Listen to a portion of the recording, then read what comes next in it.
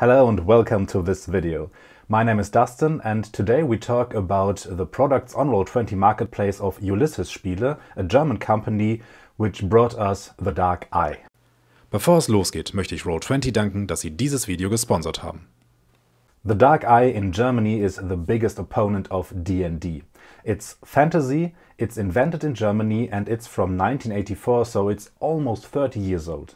The Dark Eye plays in Aventurian, its own world invented by the game makers, and it's kind of like a mid-fantasy game. If you play the Dark Eye, you often have the feeling like playing something kind of like Robin Hood or Gladiator, but with some parts of magic. It's not fully high fantasy like D&D is. In the endgame you won't fight against gods, but maybe higher demons, and even if you are a hero, you are more a down-to-earth hero, so your powers are cool and you are better than other people in the things you are good in, but you are not this world-destroying strong.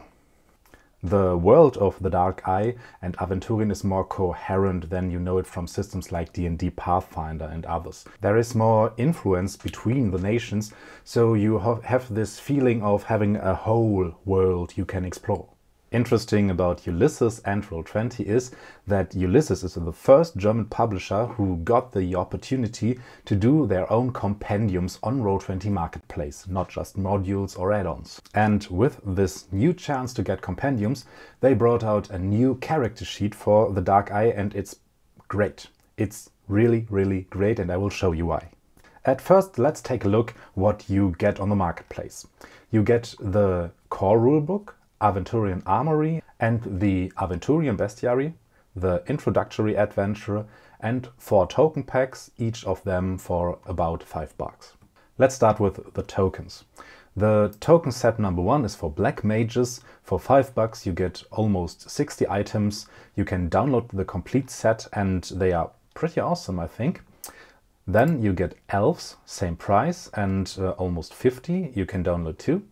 Dwarves with 49 items and Orcs with 59 items.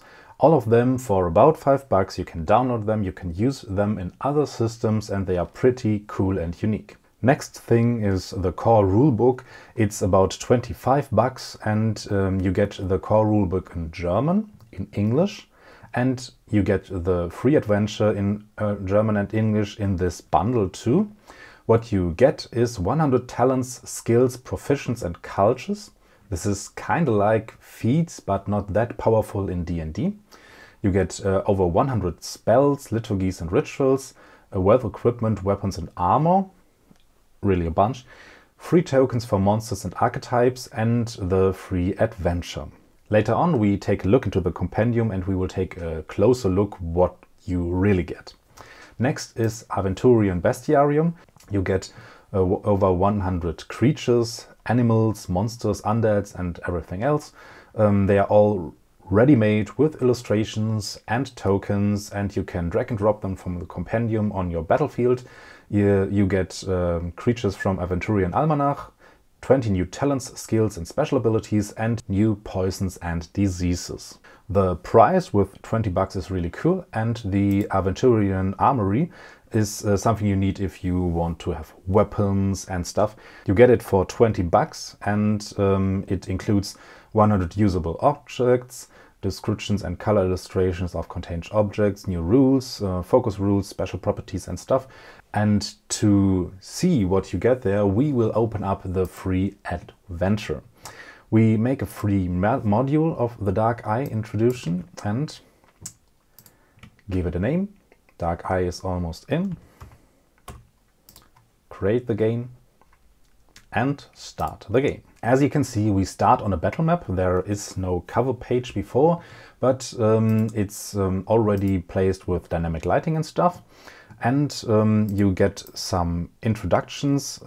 Slavers of the Realm is the name of the adventure. 1 item is included, the healing potion, and described in this handout with the artwork from the core rulebooks. You get your journal with all the notes you need, the rules to start a quick starter adventure, the actors and the creatures. These actors are playable characters for the players, and the creatures, 4 of them, are inside here, but I won't show them to you because it's maybe too spoilery. This is one of 2 cards you get with the game, the forest in spring or whatever and winter, and both are used in the game, so I won't show all the card because who wants to get spoiled if you maybe want to play this game? So at first we create a character to show you what the compendium is able to do. Zion Kauvezro, pretty nice name, why not? And here it is. You have the name, you can check if you want to throw your dice normal for GM and self.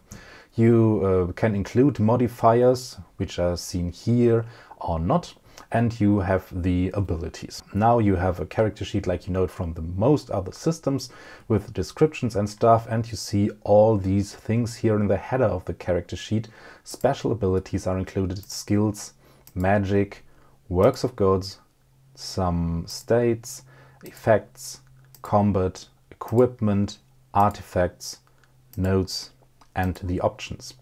The options are more interesting if you want to use NPCs and stuff, but if you use a casual character, you need all the other stuff. Now, not all the other stuff, maybe not the magic, not the work of gods, but what you need for your character. To show you how good this thing is programmed, I will start on this options page, and now we get into the compendium. And here's the first small problem. All the things you can see here are in German and in English shown.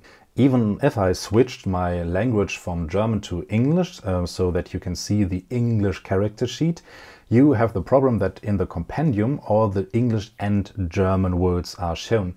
This seems to be a problem of Roll20 and they didn't fix it yet, but I think they will find a solution in the future. So yeah, it's reversed the same problem, so we all have to deal with it.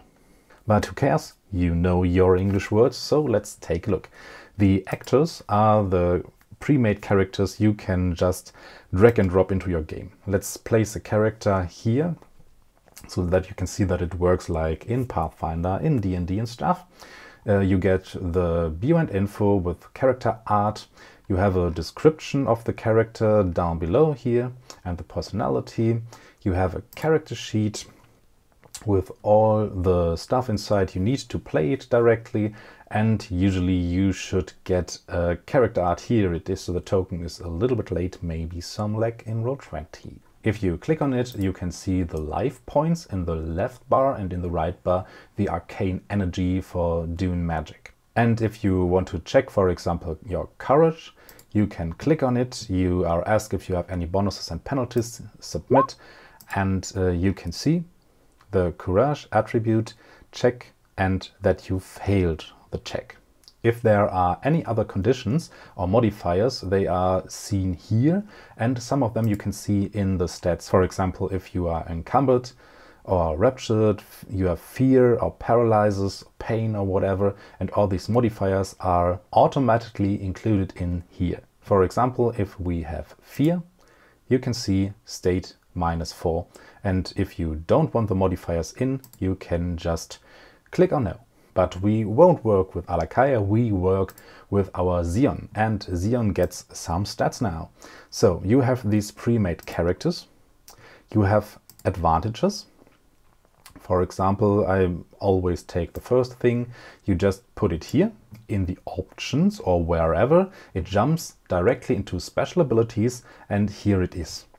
If you want to see details, you can click here. You get infos as if you would click on the item here in the compendium.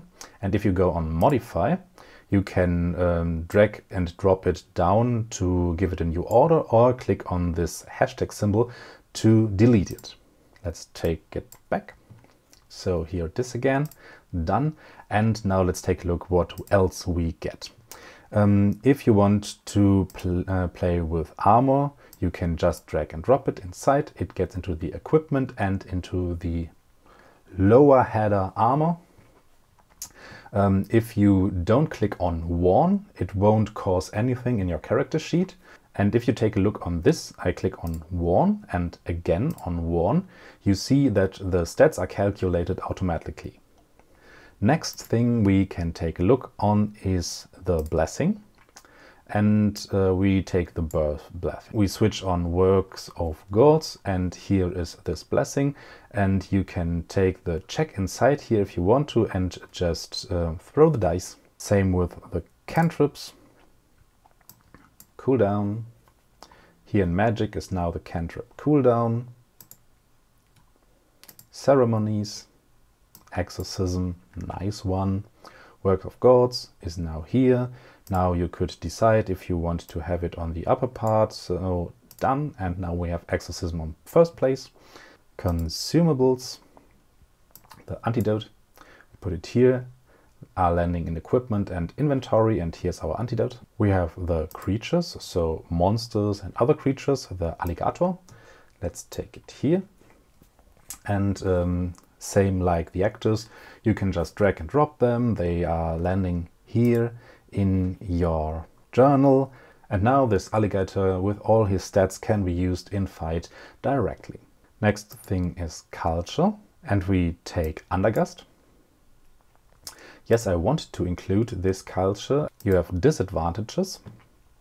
Afraid of, put it here, it's in the special abilities. You can get inside here and take fire as something you are afraid of.